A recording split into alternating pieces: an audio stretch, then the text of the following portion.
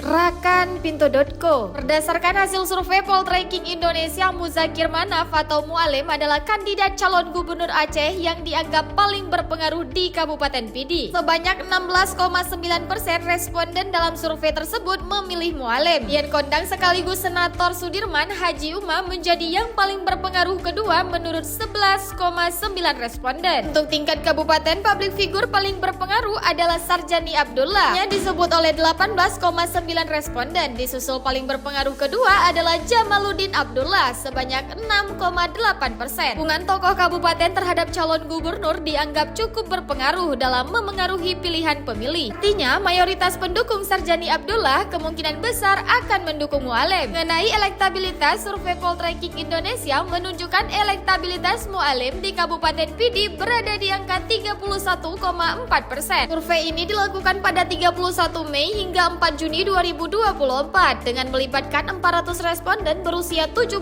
tahun ke atas atau sudah menikah di 23 kecamatan di Pidi.